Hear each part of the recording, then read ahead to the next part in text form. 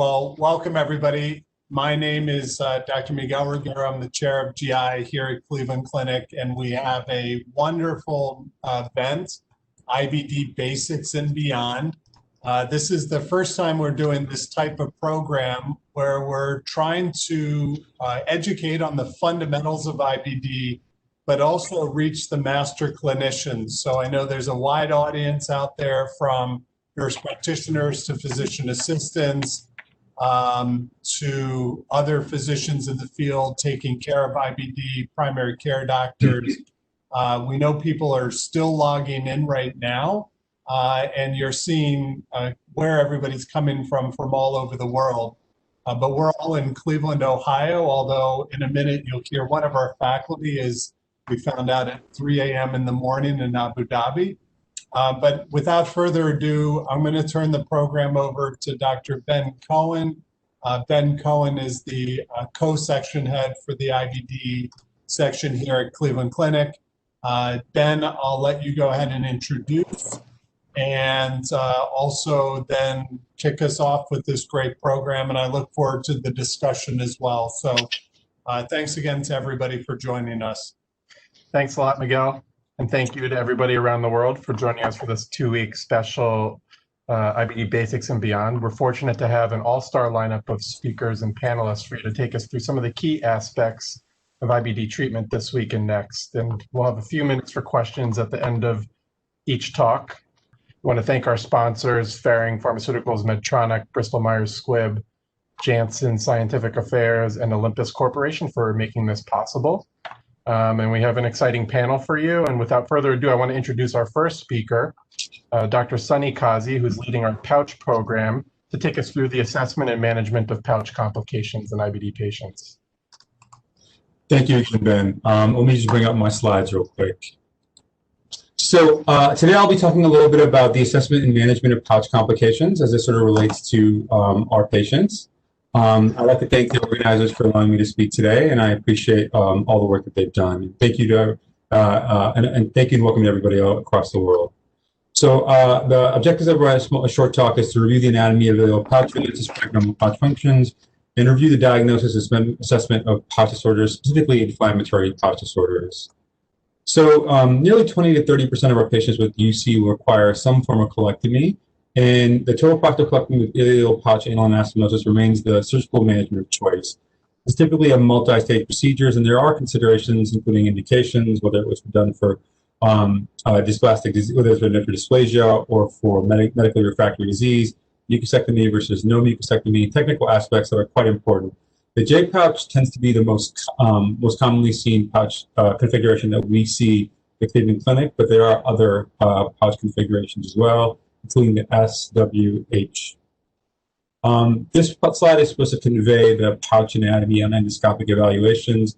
At our group, we are sort of evaluating the pouch through a standardized template, and it sort of incorporates the major landmarks of the pouch, specifically the pre-pouch ileum, or the afferent limb, which is C, the pouch itself, as well as the pouch inlet, which is A and B, and also, once again, the cuff leading into the anal transition zone. It's important to standardize your ability to incorporate these landmarks when you're reporting pouch, not only for communication, but also for assessment. So after pouch creation, the majority of our patients have improved quality of life. This is both from the Cleveland Clinic as well as the University of Chicago databases. Most report gradual improvement in stool frequency, about 4 to 8 daily bowel movements, and 1 to 2 nocturnal bowel movements. Pouch complications, however, can occur, and the potential complications range from inflammatory complications, surgical or mechanical complications, functional complications, as well as neoplastic complications, all of which are sort of included here in this slide. When we're sort of attempting to sort of assess when is a good time to sort of evaluate pouch symptoms, it's important to assess what are symptoms along with the common red flag symptoms that warrant increased evaluation. That includes bowel frequency, urgency, pain and cramping, incontinence, difficulty evacuating stool, blood in the stool, and obviously the new development of perianal disease. And when it comes to the evaluation of pouch complications, there are several tools on hand. I tend to utilize pouchoscopy following stool evaluations and blood evaluations as my initial step. But and this includes both pouchoscopy and an exam under anesthesia, which I often work with my surgeons to sort of incorporate into my evaluation, X-ray echocardiography, anorectal manometry, and imaging in the form of either a CT enterography, MR, or an MRI of the pelvis. In terms of the inflammatory complications, which I'll sort of run through very quickly, cufitis is an inflammation that involves residual rectal mucosa, and it tends to represent recurrent colitis. This presents in up to 13% of patients following IPAA, and the symptoms are, the hallmark symptom tends to be rectal bleeding along with frequency. It can often be occurring coincident with pouchitis, so it's important to understand that, but also that ulceration of the pouch can result in blood loss. The diagnosis is set by bronchoscopy with rectal biopsies and with an endoscopic evaluation showing inflammation of the cup with or without inflammation of the pouch. A proposed algorithm that I've sort of defined to help in my sort of evaluation of cup issues is if I assess cufitis, I tend to try patients on topical 5-ASA or topical steroid therapies. If they have respond, I tend to use either long-term or intermittent 5-ASA or corticosteroids, usually intermittent. But if there's no response, I tend to sort of further evaluate whether is this really cufitis or could there be a second etiology at play. And I usually try either an EOA, a pouchoscopy, or a pelvic MRI. If I evaluate and I see assess for fistula, sinus, and leaks, and if I see no abnormalities, I sort of look for other complications or other courses that may be helpful in the management of refractory cufitis, which includes corticosteroid injections, rare case of biologic therapy, or small molecule therapy. Pouchitis can be sort of divided into both idiopathic pouchitis, which tends to be the most common, as well as secondary pouchitis related to infectious, ischemic medications, or pouch evacuation disorders. Pouchitis represents mucosal inflammation, and for the most part, there are several risk factors which places our risk in our patients for idiopathic pouchitis. Most common being PSC, or primary sclerosing cholangitis, extensive ulceration prior to IPA, the use of NSAIDs or concomitant immune-mediated inflammatory disorders. The diagnosis, unfortunately, is based both on clinical symptoms and endoscopic appearance, but those clinical symptoms poorly correlate with evidence of inflammation on endoscopy. And although histology is helpful to differentiate secondary causes of pouchitis, it often does not correlate with inflammation seen and may be resulting for adaptive changes.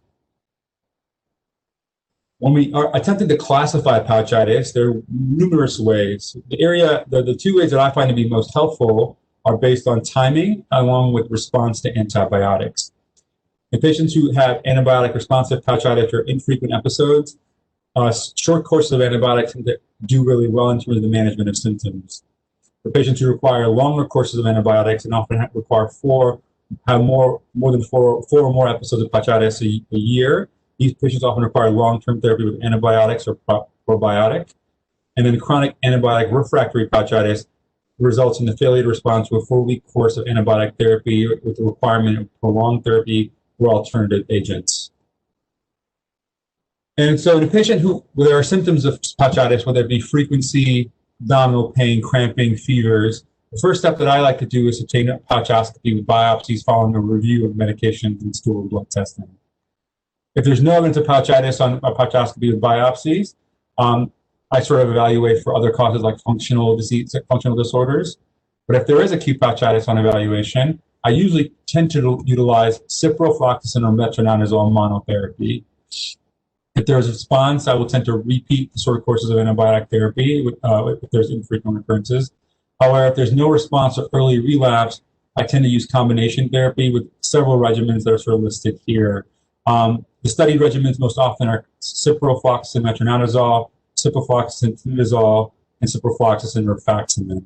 Alternative antibiotic regimens, including augmentin, have also been used, but their data is mainly limited to expert opinion. If there was a response, I will retreat these patients on sort of these courses if there's infrequent recurrences. But if patients are not responding, then I usually sort of assess a different algorithm called the chronic pouchitis algorithm. And these are patients who have more than 4 episodes of pouchitis a year, active symptoms. And the first thing I'd like to do is to mainly exclude alternative etiologies. And once again, this involves a thorough evaluation, oftentimes going into the OR with my surgeon to do an exam under anesthesia, anorectal manometry, imaging, along with potential echocardiography or pouchograms. If there's no evidence to suggest pouchitis, then I look for other etiologies. But if there is evidence of chronic inflammatory disease of the pouch, I divide these groups into Crohn's-like disease of the pouch, chronic antibiotic refractory pouchitis, and chronic antibiotic-dependent pouchitis. A little bit about Crohn's-like disease of the pouch. De novo Crohn's-like disease of the pouch has been described to occur in about 10 to 12% of patients following pouch creation. This is a recent meta-analysis by the North Carolina group. Most often, this diagnosis is based on fistulizing disease, non-anastomotic strictures, pre-pouch ileitis, and/or pathology suggestive of Crohn's, granuloma, patchy inflammation, transmural inflammation. But a high index of suspicion should be maintained because postoperative complications can often mimic Crohn's disease. Most often or not, CD or Crohn's disease of the pouch or Crohn's-like disease of the pouch tends to develop greater than 6 to 12 months after pouch creation. So for these patients with chronic inflammatory pouch disease, I assess whether they have a response to antibiotics. And if they do, they sort of follow the chronic antibiotic-dependent pouchitis process. And I usually cycle antibiotics or try daily low-dose antibiotics. There have been some data regarding the use of probiotic formulation marketed these days as VSO, previously as VSL, but now more commonly recommended as Visibiome. Other agents include budesonide, and oftentimes, in rare cases, immunomodulator or biologic therapy. In patients who have chronic antibiotic refractory pouchitis or the failure to respond after a short course of therapy, I use budesonide or beclomethasone, where there is a significant deal of data, some data, I should say, from studies from Europe. And if there is a response, I utilize either budesonide at the lowest dosing and or biologic with an immunomodulator.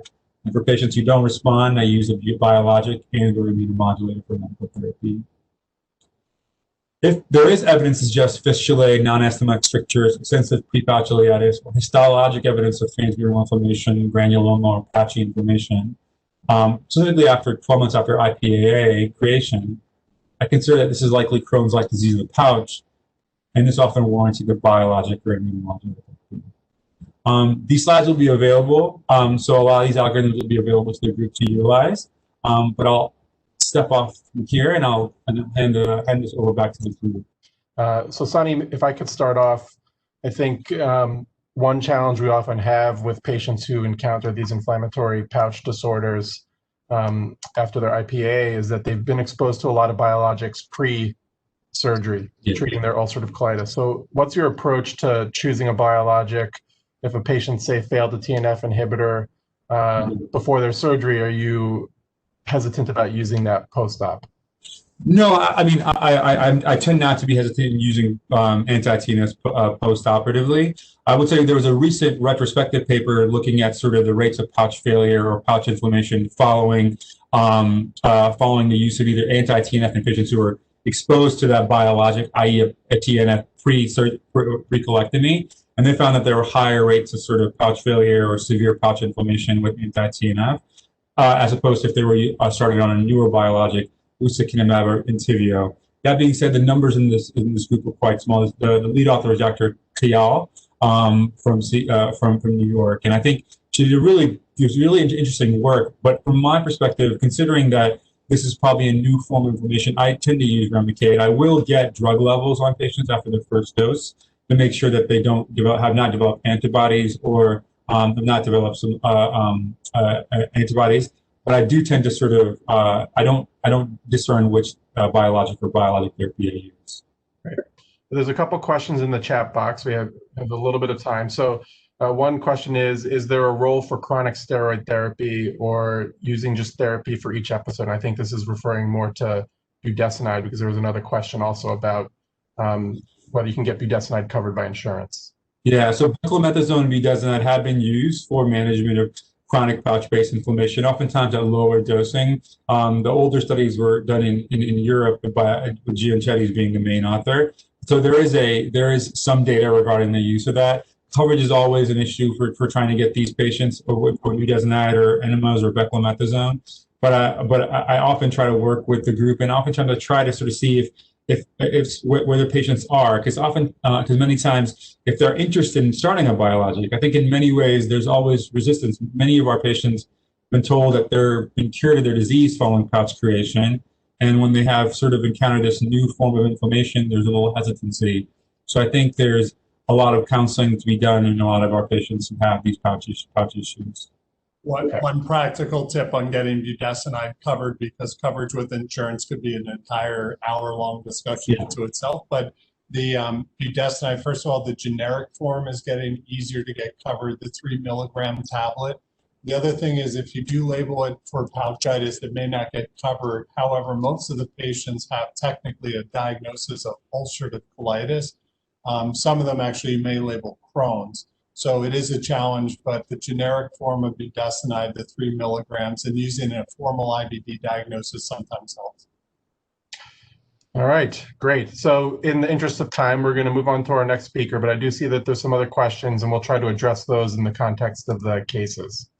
So our second speaker is Dr. Jessica Philpott, who's leading our IBD transitional care program, and she's going to talk to us about management of IBD in the pregnant patient. Well, hello, everyone. Thanks for having me, and thanks to all of our leaders here. So let me get this pulled up. So in a few short minutes, I'm going to talk a lot about pregnancy and IBD, hopefully not too fast for y'all. Basically, my goals today are to review pregnancy and IBD and how disease activity impacts outcomes, review medical management during pregnancy, and discuss how we want to monitor our IBD patients during pregnancy. The peak age of onset of these diseases coincides with childbearing years, and approximately 25% of patients will have their first child after being diagnosed with IBD. So it is a very important concept. And just to remind you, there's 3 phases. I'm only going to talk about pregnancy today, but preconception is critically important, and this should be addressed with both males and females when they're trying to conceive. Vitamins need to be addressed in these individuals, and disease activity assessment is done preferably prior to conception. We'll talk about pregnancy today, and then post-conception is very important too for both the health of the mother and the infant. Pregnancy outcomes in IBD, in general, there's a small but increased absolute risk of adverse outcomes for women with IBD compared to other women. So the bottom line is we're going to manage these as high-risk pregnancies, but the good news is most of our patients and their infants are going to do well. So with some, close attention to details, the overall story is positive, but we do want to be very careful with them. They do have an increased risk of preterm delivery and low birth weight. And the reason that preterm delivery and low birth weight are important is that babies that are born small and early have a harder time with development, with their overall health in the first 6 months. So it is an adverse outcome for them in terms of their health, and that's why we want them to be delivered. We aim to avoid these things. The mothers have a significantly higher rate of cesarean section. Gestational diabetes and placental disease is increased in these patients. It's important to acknowledge the impact of disease activity on pregnancy outcomes. We know that moderate to severe activity increases the risk of preterm birth. In moderate to severe ulcerative colitis, this is associated with low birth weight. Some studies have suggested a 4 to 5-fold increased risk of pregnancy loss in patients with active disease. Patients with active disease have an increased risk of congenital anomalies, and lower weight gain during pregnancy. So it's important to understand that if a patient's disease is active at conception, this is going to impact the activity during the pregnancy. If you look here, patients that conceive when they have active ulcerative colitis, most of them are going to continue to have active disease during the pregnancy. So over 50%, that's our column on the left here. If patients with ulcerative colitis enter pregnancy in remission, most of them are going to stay in remission. Although do be aware that patients with ulcerative colitis have a higher rate of flaring than patients with Crohn's, even if they are in remission when they become pregnant. Patients with active Crohn's disease obviously tend to stay active during the pregnancy, and those with Crohn's disease in remission tend to stay in remission. So I do encourage my patients that we'd like to achieve remission before they conceive. That's not always possible, as we know up to 25% of American pregnancies are unplanned. So it's something that you want to talk about early, but you don't always know in advance.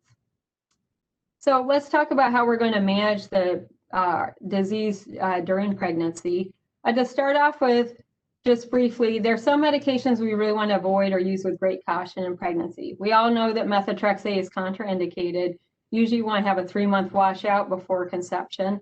For tofacitinib, there's limited human data on the use of tofacitinib in pregnancy, but animal data demonstrate a clear risk of malformation with high doses or supertherapeutic doses. So we really do at this point avoid it during pregnancy, in particular in the first trimester. And because it's a drug with such a short half-life, thankfully, really it should be stopped about a week before conception. That's adequate. So that's the nice thing about tofacitinib. These following medicines we know less about, but we don't have good data, and there is some signal that they may have some concerns. So cyclosporin really should be used in pregnant women in severe situations like a severe colitis flare. Castor oil may provoke preterm labor. There's some concern with use of allopurinol and diphenoxylate atropine in the first trimester, in particular, being linked to birth defects. So we try and avoid these if we can. In regards to the mesalamines and sulfasalazine, all currently marketed forms of mesalamine, at least in the United States, are considered acceptable because none of them contain phthalates. Rectal therapy can and should be continued as needed.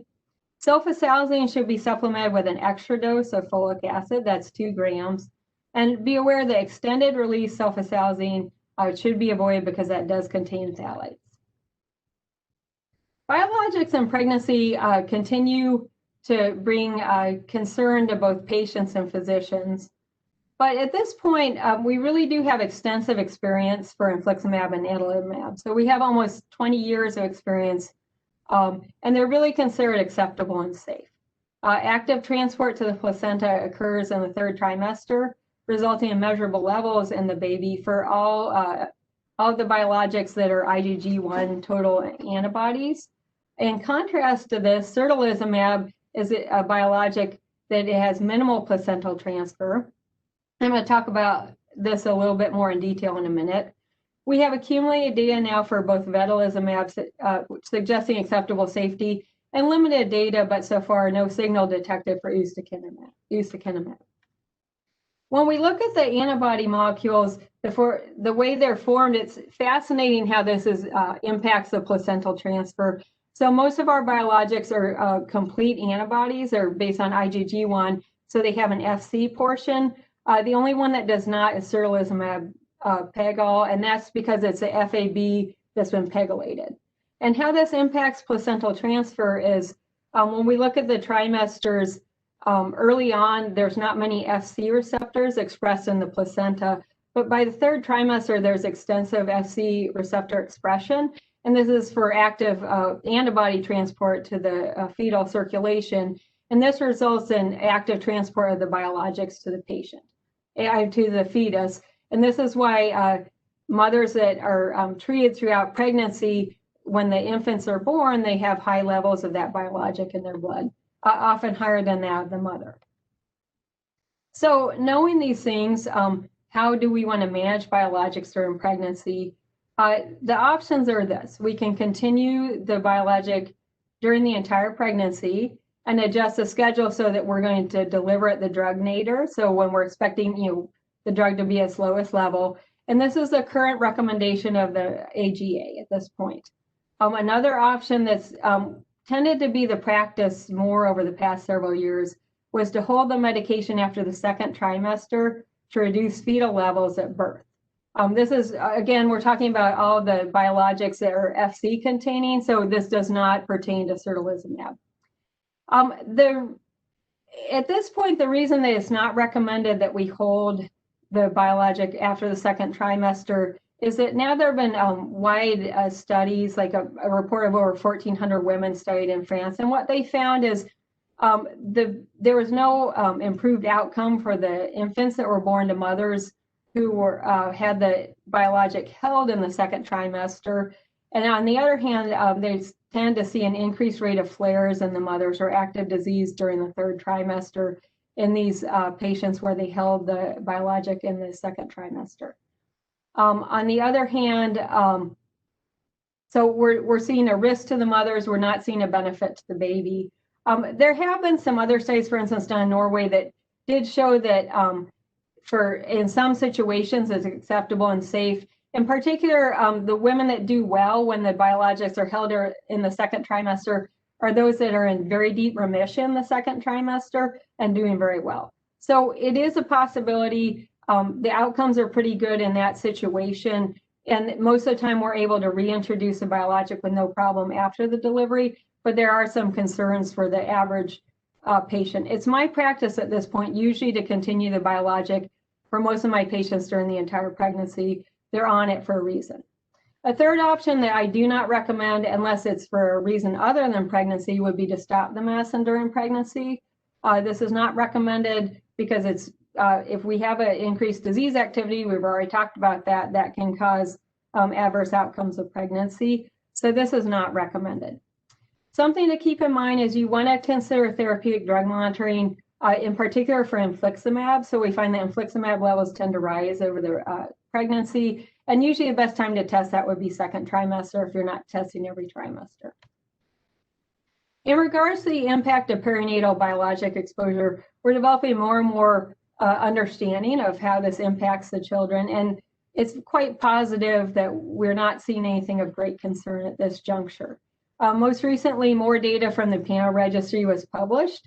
This is over 1,400 women studied or followed, and they showed that drug exposure to biologic or thiopurines did not increase the rate of congenital malformations, spontaneous abortions, preterm birth, low birth weight, or infections over the first year of life. Other studies have also supported that use of biologics across their pregnancy do not increase the risk for childhood infections. And they've looked at the vaccination response in these infants, and they have normal titers in response to standard vaccinations. That being said, for your patients, you need to make sure that you inform them that they're, even if you stop the biologic in the second trimester, because that reduces the levels, that does not stop it. These infants should not be receiving live vaccines until 6 months or until they've had negative blood tests for the medication. There is one report of a death of an infant in about 10 years ago after a BCG vaccination. And so there can have some impact if we're not cautious about how we do things. In regards to thiopurine therapy during pregnancy, again, more recent studies, including the PNO, do not detect a risk of this therapy. In the past, there are some studies that suggest at least an increased risk of preterm birth, but not congenital abnormalities in IBD patients. But they didn't take into account disease activity, so it's probably related to that. In certain circumstances, dual therapy, so if you have someone that's on a biologic and a thiopurine, if there can be some discussion of discontinuing it just to reduce the amount of immunosuppression. I would not do that in patients that are big antibody responders and on their 4th or 5th biologic, that if they're on an immunogenic biologic, but that's a person by person discussion. Thiopurine should never be started during pregnancy because they have a slow onset to action, and that some of their acute adverse impacts that can occur, such as pancreatitis, could be a very severe impact on the fetus. There is altered clearance during pregnancy, so I would consider therapeutic drug monitoring. Of course, we're trying to be steroid-free, but in regards to steroid therapy in pregnancy, early studies did suggest an association with cleft palate in first trimester. Some studies suggest neonatal adrenal insufficiency with 3rd trimester use. The impact on the development of gestational diabetes is unclear, but may increase the risk. So it's very important now to talk about monitoring during pregnancy because we want to keep our, the healthier the mom is, the healthier the pregnancy is going to be. We want to continue to assess for active disease and the need for enhanced therapy. We want to assess for complications or need to adjust our therapy. We need to continue to assess for nutritional and micronutrient needs. And most patients really should be seen if they're doing well. I like to see them at least once a trimester. So we need to keep an eye on them during the entire pregnancy. We shouldn't just pass them on to the obstetricians. We're always going to screen for substance use in pregnancy because these things have a particularly adverse impact on the fetus. And we're limited. So when I have a patient that's pregnant, it's a lot harder for me to monitor the disease than I am going to when she's not pregnant. But we still have some options. We have our serum labs. We have fecal biomarkers. Weight gain is a very important way to monitor your pregnant IBD patient. I'm going to talk a little bit more about that in a minute. In specific instances, we can use MRI or MRE. We do not use gadolinium during the pregnancy. And in specific circumstances, flexible sigmoidoscopy or colonoscopy is acceptable if the results would alter the therapy. Depending on the trimester, we're going to discuss very carefully how we're going to sedate. Third trimester, you have to be extremely careful, needs to be, and that's a whole other discussion. But there are certain times when we need to do these procedures so that we can manage their disease better. Keep in mind that during pregnancy, CRP and alkaline phosphatase may be elevated. Albumin and hemoglobin may drift down. Studies suggest that calprotectin is not impacted by pregnancy, so that's a good way to monitor for inflammation non-invasively. Gestational weight gain is very important. When I was a fellow, I was many years ago giving a talk on pregnancy, and this old gastroenterologist that was mentoring me on the talk said, Jessica, if you don't worry about anything else, you gotta follow the weight. But weight is a very simple, low-tech, and cheap way to monitor the pregnancy, and it is extremely important to the outcome of the pregnancy. So we know that inadequate and excess gestational weight gain are linked to adverse perinatal outcomes. Mothers with Crohn's disease and ulcerative colitis are more likely to have an adequate gestational weight gain. And this is linked to a twofold increase in preterm labor, twofold increase in small for gestational age. Disease activity is certainly associated with failure to gain weight. And so what I do is when my patients let me know they're pregnant, one of the first things I tell them is, anytime your OB is not happy with your weight gain, you need to call me. Do not wait till your next visit.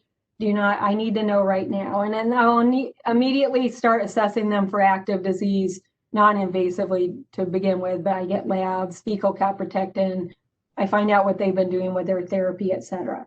So diet also, though, does have an impact. So we also want to assess if they're eating enough, and if they're not, why. In a study in Norway, they found that the choice of diet impacted their gestational weight gain as well. A few other quick aspects of peripartum care. Venous thromboembolism, we know that patients with IBD have an increased risk of thromboembolism. So it's slightly higher than the average population. Risk of PE is actually not significantly increased. Patients with ulcerative colitis have a higher risk than Crohn's disease. And while the American College of Gynecology guidelines do not list IBD as a risk factor for venous thromboembolism, in my patients I'm most concerned about, I'm going to refer them to vascular medicine anyway. So it's something to keep in mind. Mode of delivery, this needs to be discussed very early on in the pregnancy and the appropriate people involved. Cesarean is indicated for active perianal disease or proctitis. It's a relative indication for patients with IPA, ileorectal anastomosis, or previous perianal disease. We request that they avoid episiotomy. And once again, there should be a discussion early on how this should occur. In patients that have had any sort of previous surgery for IBD, it's important to be assured that at the place where they're going to deliver, there's experienced surgical backup. Most of my patients, I have them consult with a colorectal surgeon that takes call at the hospital where they're having delivery early on. So again, we have a plan if things don't go well and if the obstetricians need some help. So thank you very much for talking with me. The basic take-home points are, healthy baby, healthy mom, and now I guess we're ready for questions. All right. Thanks, Jessica. That was a great overview for the pregnant patient with IBD. I think there's a couple questions coming in, but we will address those in the context of the cases. So I'm going to turn it over to my co-section head, Dr. Florian Reeder, who's going to introduce our panelists. Thank you, Dr. Cohen. We now welcome the panel. The Cleveland Clinic is international and the Cleveland Clinic is interdisciplinary in IBD care. So we welcome Dr. Elu Wali, who is the lead for inflammatory bowel disease at Cleveland Clinic Abu Dhabi. Welcome Dr. Holubar, who is the head of inflammatory bowel disease within the colorectal surgery department, as well as welcome back Dr. Reguero, our department head in gastroenterology. We will have 2 brief cases, and we will fiddle in the questions that you asked into the case discussion as much as possible. And the case presenter is Dr. Padival, our current IBD fellow. Dr. Padival, please take it away. Okay, thank you, Dr. Reeder, and thank you to the organizers for including me. Next slide. So for our first case, we have a 38-year-old male. He carries a diagnosis of ulcerative colitis, initially diagnosed as left-sided disease, then subsequently progressed to pancolitis. His medication history includes initially being on oral mesalamine for 2 years, but having a progression of disease. And consequently, he was transitioned to infliximab, which he was on for 3 years. Initially it worked, and he describes a secondary loss of response. Consequently, he was actually hospitalized for a severe UC flare approximately 2 years ago. And it was described during this that he had clinical worsening despite 72 hours of IV steroids. And ultimately, he underwent a colectomy with a 3-stage J-pouch surgery.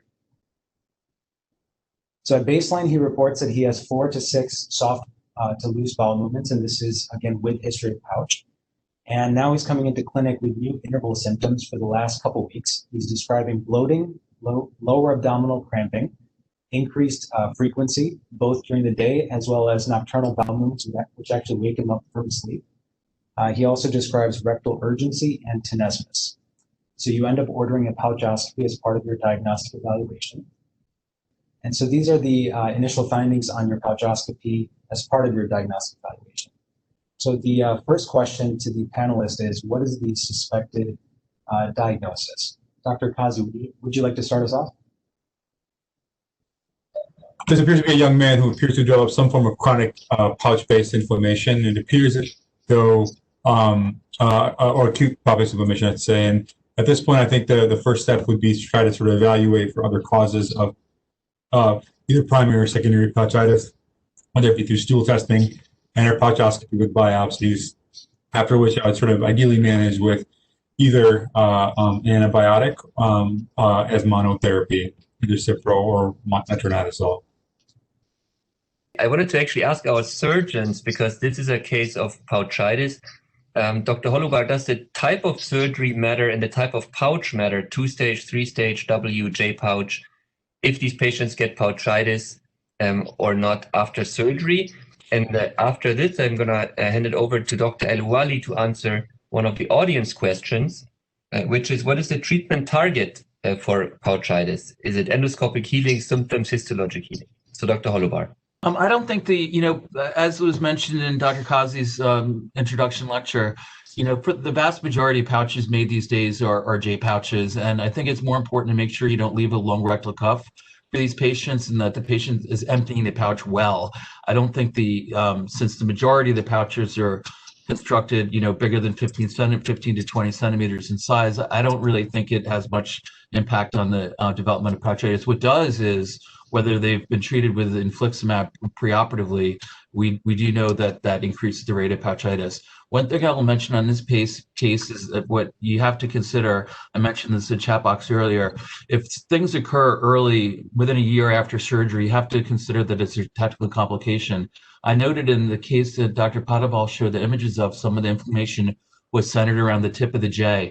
And tip of the J pouch leaks are notoriously difficult to diagnose, and the patients can suffer for a long time, and even after a year, and it can be very obscure and difficult to make that diagnosis.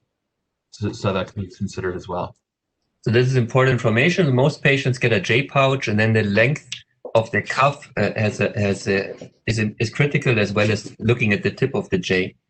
So Dr. Elouali, what would be your treatment target for patients with pouchitis? Right. Yes. Hi. So it's a great question. And I think we should definitely try to strive to reach endoscopic healing with pouchitis. There's actually a study from Mount Sinai by Dr. Kayal and group that found that patients that had inflammation, even though they were asymptomatic, had higher risks of pouchitis in the future. So it's definitely something that you do want to try to achieve, but it is definitely more difficult to achieve endoscopic healing in pouchitis. It often is, you could have a bit of baseline ischemic injury. And so, great question. Usually try to strive for it, but may not be attainable always. So endoscopic healing, just like in luminal disease, is the target, and the emerging data on histology, same as for ulcerative colitis. And Dr. Padiwal, how is the case continuing in this patient? So the patient is eventually treated with antibiotics, and his symptoms return back to baseline within about a week. But he reports that he continues to have these episodes. So they occur approximately every 4 weeks, and he is treated further with antibiotics with multiple courses, and this continues for several months. And approximately 8 months later into this progression, he again reports bloating, very similar symptoms as before, including 10 bowel movements during the day and nocturnal bowel movements at night. And interestingly, this time, he actually reports that his symptoms are not improving after 2 weeks of therapy with Cipro and metronidazole. So you end up actually repeating a pouchoscopy for him, and you find that he has moderate inflammation restricted to the pouch body. So Dr. Philpott, what would be your next steps in this patient? And then a question that came from the audience: is this a patient that could, for instance, get tinidazole? What about long-term therapy with antibiotics? And what's the role of oral vancomycin in this situation? So, I mean, first and foremost, I'd want to assess for an infectious complication such as C. diff. So we have a much higher rate of C. diff in patients with pouches. And if that were not the case, then to reassess for some sort of structural problem is contributing. Those would be the next steps prior to, there's other antibiotics we can use certainly, or consider if we're starting to develop antibiotic-resistant pouchitis. Mm-hmm. So then before we wrap up the case, a difficult question for Dr. Ruggiero. What is your approach to mechanical complications of the pouch? Dr. Kasi mentioned in his presentation, this is one possible branching point in the treatment algorithm. How do you diagnose those, and then how do you manage them? Yeah, so first of all, I'll say we're still learning a lot about pouches, and I think this case represents we still have a lot to learn that we don't know. And IBD of the pouch is probably the better term because we don't even know what pouchitis is. But with that caveat, for mechanical complications, often we see strictures, and strictures can be at the anastomosis, usually the anal anastomosis. I actually just had a patient yesterday, and Hager dilators, which Dr. Hollebar and surgeons will use, I'll often use under our patients. But to evaluate, you can evaluate them with an endoscopic evaluation. If they have a small bowel obstruction, then some imaging, whether CTE, MRE, or contrast, which can be given through the pouch below. And the strictures can be not just necessarily Crohn's, but can be related to the surgery itself. So that's how I look at the mechanical complications. Mm-hmm. And then before we move to case number 2 by Dr. Padiwal, a quick opinion from your side. Where do you see the role of vancomycin in pouchitis? And what about long-term antibiotic therapy, for instance, with tinidazole?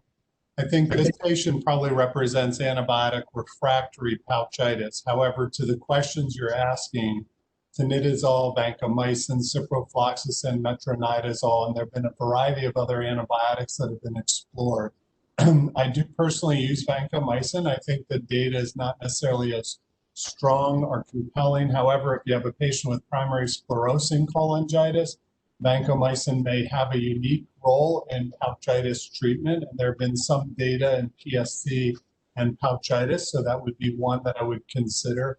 But I still think that at some point, when your only tool is a hammer, everything looks like a nail, meaning we try different antibiotics and we learn along the way. And I think vancomycin and tinidazole are fine.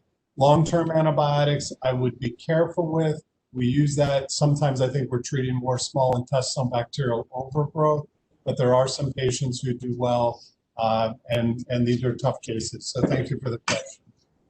Short question, short answer. What dose of vancomycin do you use? Yeah, so usually I use 125 4 times a day would be the standard starting dose. Very good.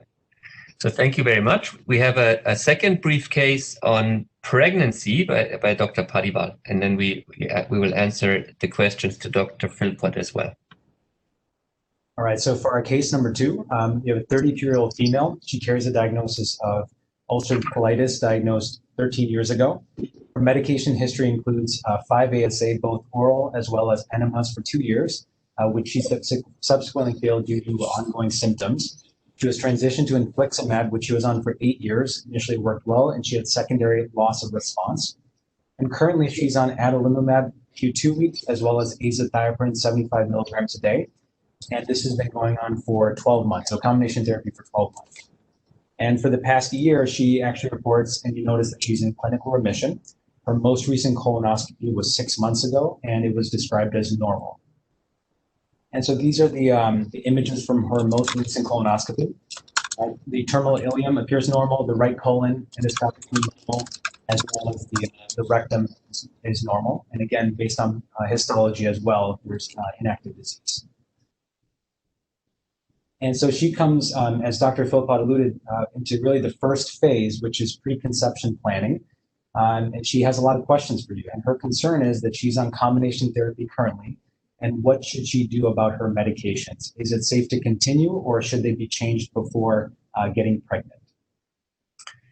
So I would hand the question to Dr. Philpott to start off with asking you also to comment on 2 other things. What if this patient would be on tofacitinib? So first of all, comment on the combination therapy question, because on adalimumab and azathioprine combination therapy, what if this patient would go into pregnancy in remission on tofacitinib? And then one question came on steroids and the safety of steroids during pregnancy. Dr. Philpott. Okay, so if she were on tofacitinib at this point, I would advise her to stop. And actually, there have been some innovative things that have been done. For instance, if tofacitinib was done to induce remission, there may be some role to maintain remission with vedolizumab. As we talked about, it is a kind of short half-life on the tofacitinib, so you can stop, try and conceive, and move on. So I would not at this point until we have more data suggest that. In this situation, so the dual versus, so I think, the question of is it safe to conceive on these medications? It is absolutely safe. We want your disease to be in remission when you conceive. I think there can be some discussion, some wiggle room on the azathioprine. The fact that she, lost response to infliximab but is doing well on adalimumab suggests to me she had antibodies. They probably didn't check at that point. So that made me somewhat hesitant to stop the azathioprine, but it is something that can be discussed certainly prior to conception. And then the steroids, they're considered acceptable when they're needed. I really try and avoid them the first 8 weeks if I can. Certainly, by trying to avoid them anytime. But if you have there's some people that nowadays with these pregnancy tests know very early on that they're pregnant, and so if we can get to those 8 weeks, that's a good thing. So. One question, Jessica, when you have a patient who you've started on medications for disease activity, and they're planning to get pregnant, how long are you going to wait to advise them to get pregnant after starting new medications for active disease, and how are you going to go about confirming that? Well, that really varies by patient, honestly. In a perfect world, I'd like to get some confirmation that's working. So, be that endoscopic or calprotectin. It depends on how I found that out. Now, from personal experience, I've had numerous patients who've been trying to conceive for 5 years when I get them on the right mess, and they all of a sudden conceive the next month. So, so we don't have time to check all those things that we wanted to check. But yeah, I certainly would want them on, whatever that we're expecting, 3 months or so, do some sort of objective monitoring. Very good. So we follow Dr. Philpott's advice and continue the patient on the current medications and during pregnancy, because the patient is in remission and this is critical. for patients to be in remission, healthy mother, healthy baby. And then Dr. Padiwal, please carry us through the rest of the pregnancy in this patient. So the patient is continued, as Dr. Reeder alluded to, is continued on therapy, but she comes back into the hospital actually for a flare in her second trimester, and she's hospitalized. For this flare, she describes greater than 6 bloody bowel movements per day, abdominal cramping, decreased oral intake due to poor appetite, as well as 5-pound weight loss. Notable labs are an elevated CRP and a downtrending hemoglobin. And she describes to you, after she talks about her history of present illness, that she has been compliant on her outpatient medications. And so the question from the main doctors taking care of her in the hospital is, what are the next steps in evaluation and management? I would ask Dr. Elouali, so this pregnant patient with severe colitis, failing the second anti-TNF in her ulcerative colitis history. How would you medically manage this patient? And then if you then can involve the surgeon early or not, and under what circumstances would you do surgery during pregnancy? And I would have Dr. Elouali and Dr. Holubar have a brief team discussion, please. Great. So at this point, the first step is to make sure there's no infection, that there's no C. diff, so it's sent for stool studies. It's also important to get a flexible sigmoidoscopy just to confirm that there is disease activity and rule out CMV. So I do it, unsedated, unprepped, and get some biopsies. So that will help us kind of direct our management. The other thing that's important to mention in terms of management is I would definitely make sure she's on DVT prophylaxis. A lot of these patients, even though they may have rectal bleeding, are at high risk of DVT, and she's pregnant as well. And then I would start her on steroids at this point. I would start her on IV steroids, that's Alumedrol, 20 milligrams IV 3 times a day, and then monitor her response closely. I would definitely involve Dr. Holubar from the beginning and have multidisciplinary discussions with the rest of the team. And then Dr. Holubar, under what circumstances, what would be different in your surgical approach to a patient like this if the patient fails to respond to corticosteroids? The patient is doing poorly, medical therapy is exhausted, patient does not want any more biologics. Under what circumstances would you perform surgery, and what would be different in a non-pregnant patient?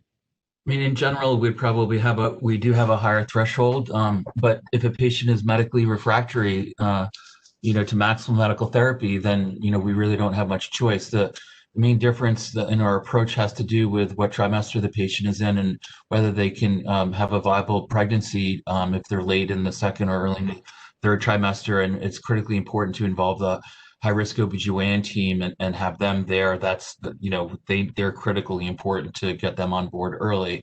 Some surgical considerations, if you are forced to do a subtotal colectomy in a pregnant patient, again, you're hoping to be as late in the pregnancy as possible.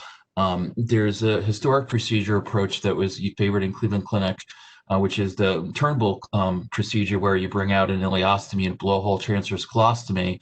But in the modern era, I think, and also again, it depends on the viability of the pregnancy and of the health of the patient. Bringing out the colon as a total abdominal colectomy, and then either the rectal stump being matured above the fascia in the subcutaneous space, or as a formal mucus fistula, so that there's not a secondary complication from a rectal stump blowout, which would be unacceptable in this particular circumstance. And interestingly enough, if you do put a formal rectal stump mucus fistula in the left lower quadrant, it tends to stretch over the time of the pregnancy, and it doesn't seem to be an issue. And that's a little interesting point. Thank you, Dr. Holubar. And I'm impressed with the amount of projects you're running, because the board behind you is full with all your different projects. And thank you for letting us know. But I think one of the important messages really that you brought up is an early involvement of yourself as the colorectal surgeon, as well as high-risk OBGYN in team approach with the medical team. The last question before I ask the organization team to pull up the final slides is for Dr. Ruggiero. How do you handle endoscopy during pregnancy? Does the trimester matter? And then what type of sedation do you recommend if you feel endoscopy during pregnancy is necessary? So good question. Certainly in ulcerative colitis, as Sarah said, flexible sigmoidoscopy is reasonable. I'll often use a pediatric colonoscope and no sedation optimally. And if the procedure goes well, we can continue. Interestingly, the sedation is probably not as much a concern as we had once thought. And when we work with our teams, you can actually use most sedation. So generally propofol is something that we've used. We've used Versed. We stay away from some of the different narcotics, but for the most part, those are fine. And the trimester is just how sick the patient is. So I wouldn't limit your endoscopic evaluation. If you need to do it, don't hesitate to do it. So this is the last take-home message. If you need endoscopy, don't hesitate to do it during pregnancy if it's important to your patient. And it's a nice wrap-up note. We thank very much the faculty. I thank my co-directors, Dr. Ben Cohen and Dr. Miguel Reguero, as well as the faculty today. We have this, you can claim CME credits for this program. To receive the CME credits, please scan the QR code on the screen that you see here right now, and then follow the prompts. Afterwards, the activity tonight also qualifies for the American Board of Medicine and American Board of Pediatrics mock points. And the credit claim details, PowerPoint handouts will be sent to you tomorrow morning by Rita Reese, who was fantastic in helping us organize this program.